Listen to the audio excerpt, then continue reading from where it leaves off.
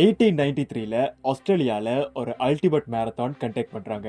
கிட்டத்தட்ட 895 கிலோமீட்டர் ஓடக்கூடிய இந்த மேரத்தான் ஒரு வாரமா இவங்க கண்டக்ட் பண்றாங்க.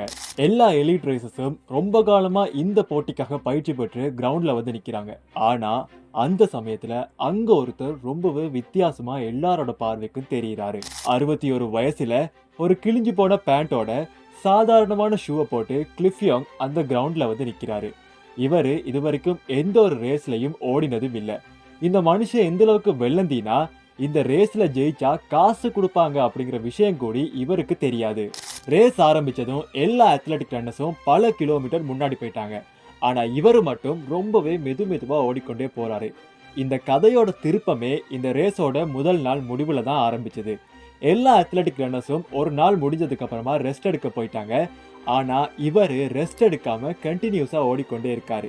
இவருக்கு ரெஸ்ட் எடுக்கணும்ன்ற விஷயம் கூடி இவருக்கு தெரியாதான். 2ஆம் நாள் காலையில பார்த்தா இவர் பல கிலோமீட்டர்ஸ் முன்னாடி போயிட்டாரு. எல்லா அத்லெட்ஸும் ரெஸ்ட் எடுத்து வரக்குள்ள இவர் ரெஸ்டே எடுக்காம பல கிலோமீட்டர் முன்னாடி போயிட்டாரு. எப்படி இவரால ஓட முடியுதுன்னு பார்த்தா இவர் கிராமத்துல ஆடு மாடு மேய்ச்சிருக்காரு. அந்த ஆடு மாடு மேய்க்கிறதுக்கு இவர்கிட்ட குதிரை இல்லாத காரணத்தினால இவரே காலால ஓடி அந்த ஆடு மாடை தினமும் மேய்ச்சிருக்காரு. 5ஆம் நாள் முடிவுல இவர் தான் இந்த ரேஸோட வெற்றியாளராகவும் மாறுறாரு. இவருக்கும் செகண்ட் பிளேஸ் வந்தவருக்கும் கிட்டத்தட்ட 10 மணித்தியாலம் டைம் டிஃபரன்ஸ் இருக்கு.